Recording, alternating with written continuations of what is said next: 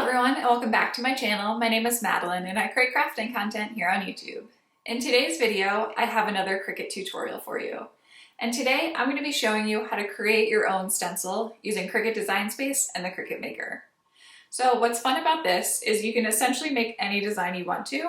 And what I decided to do here is just use one of the preloaded images in Design Space and transform that image into a stencil. Now there are a couple tricky things about making stencils, and I'll go through those in this video. But the main thing is you have to make sure the inside of each shape is connected to this outside background. So I'll show you how I go through that process in Design Space and what the final result is. So the stencil paper I'm using today, I got off of Amazon. It comes in I think a pack of 12 or 15, so I'll be sure to link this down below. I've had a lot of success with this, and it turned out really nice. So if you are new to my channel, don't forget that red subscribe button. That way you stay up to date on all my future videos. And let's get started. So today we're just going to go through a basic example where I'm just going to use some of the preloaded text and images available in the Design Space, and we're going to create a stencil. So this actually, it might be a little bit trickier than you imagine. And the key to making a stencil is that you need to make sure all the pieces are connected. So what do I mean by that? Well, let's say I want to add in an image, and let's say I'm going to add in a flower. So you search for a flower. Okay, so let's say I want to add in this flower over here. I'm going to insert that image. Now, what would happen if I just cut out this image by itself? So this would, of course, make a gorgeous stencil. But what would happen is that as the Cricut cuts along all these outer edges, right, we'd end up with this space inside that completely got cut out. So we wouldn't actually end up with all these definite lines here throughout the center. We would just end up with a general outline of the outside of the flower. And I'll put a clip of what it would look like if I just cut out this image exactly as it is here. So if I didn't add any of those connecting lines, this is what happens. So we just end up with the outside of the flower, which also is really pretty, so you could just go with that. But if I wanted some of these inner details, I'm gonna have to add some more to that original design to be able to help connect these different pieces. Now the same thing would happen if we add in text. So let's say I wanted something that said flowers right below it. So for instance, with this O, when Cricut would cut out this O, it would cut out the entire center as well, right? We couldn't keep the center of this O and the outside here. So what do we need to do? We need to basically connect these inside pieces to the outside pieces to create a stencil. So with text, it's a little bit easier because there are pre-designed texts that are stencil fonts. So if you go to the fonts up here at the top, so click on your text, then go to font. What I like to do is I like to search for stencil. And then almost all of them you have to pay for, but there is one free one. So let me see if I can find it here.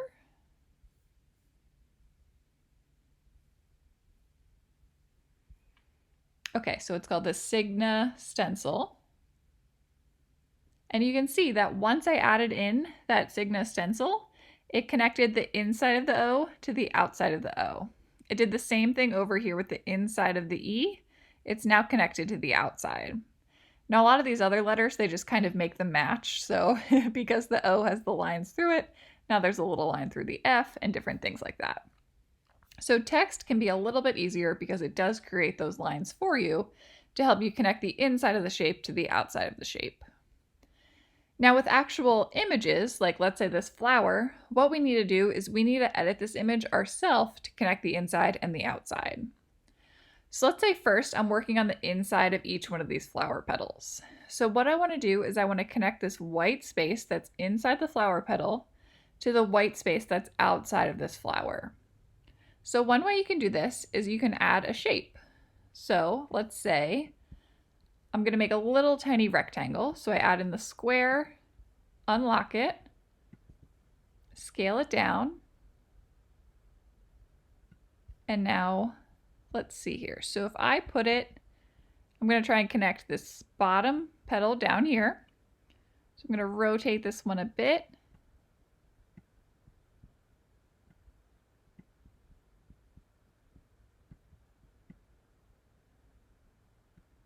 Okay, so let's say I want to cut basically through this flower petal, going from the outside to the inside, exactly where this rectangle is. So to do that, I'm going to highlight this little rectangle I just created. I'm also going to highlight the outside of the shape. So you can see over here in the layers, I have the little rectangle and I have the full image. And now I want to slice those two.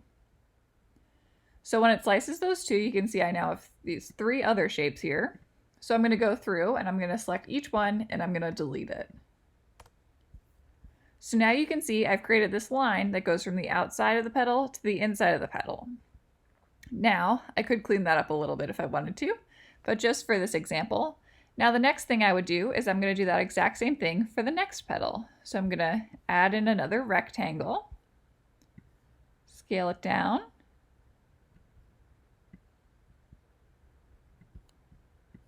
rotate it,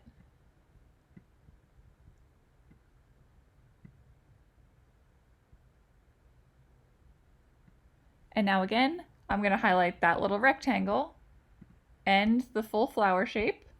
I'm going to slice them, and then I'm going to delete each one of those little tiny slices.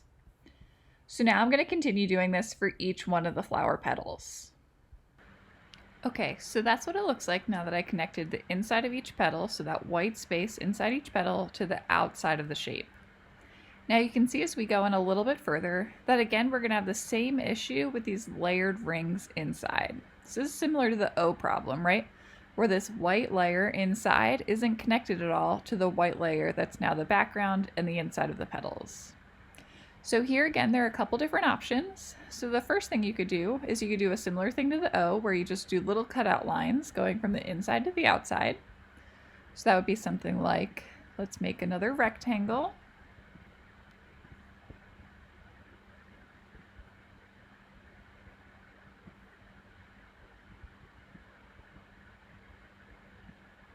We could go right through the center like that.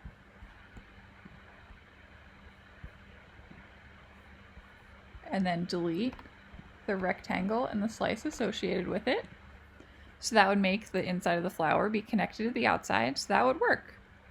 So this is what you have to do when you're going through an image. You just have to look at what are the areas that are being cut out on the inside, and you want to connect the white space on the outside into each one of the sets of white spaces on the inside. So now I'm all ready to actually begin cutting this design on my Cricut. So the stencil paper I use for my projects, I purchased off of Amazon. I'll link it down below. And it comes in a pack of, I think, 12 or 15 12-inch by 12-inch sheets. And I've really enjoyed working with it so far. And what I found is you actually have to add in a new preset to be able to cut on this stencil paper. And the way I kind of figured out which presets to use was I read the comments on that Amazon paper because other people had attempted and successfully used that paper on a Cricut. So how to actually add in a new material, you go over here to the menu all the way on the left-hand side. You go to Manage Custom Materials. Now I added it in under the name Stencil.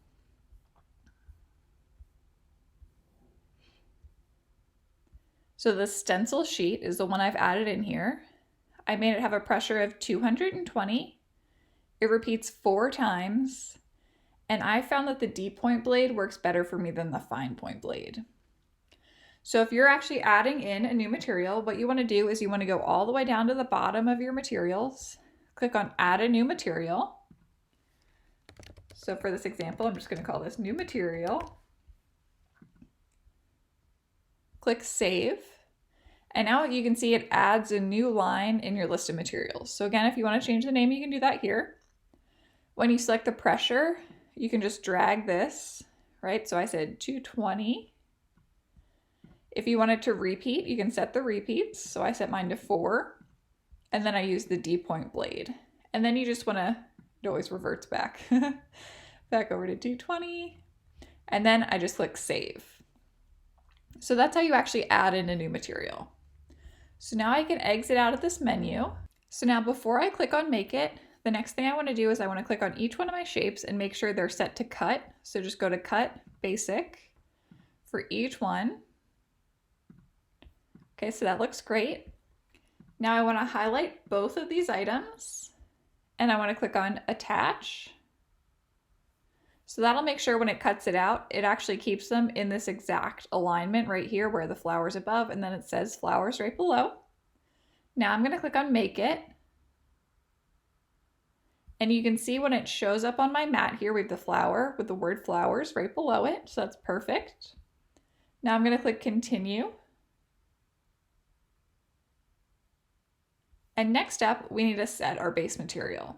So again, we want to find that material we just added in. So mine's the stencil sheet. And again, it's going to tell us the tools we need. So we need the deep point blade, and then we're going to load in our mat. So first I'm going to get my mat all set up. So here's the original one where we hadn't connected any of those center pieces. And now here's the new one that we just cut out.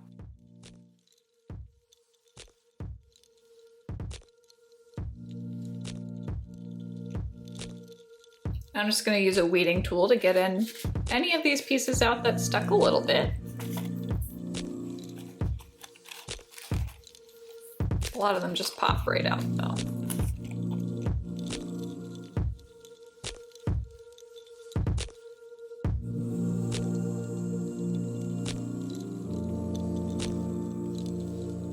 Perfect. So there is the second version of our stencil. So that is how you can take a simple image and create it into a stencil. If you have any comments or questions, please feel free to leave them down below. And if you're new to my channel, don't forget to hit that red subscribe button. That way you stay up to date on all my future videos. I'll see you next time.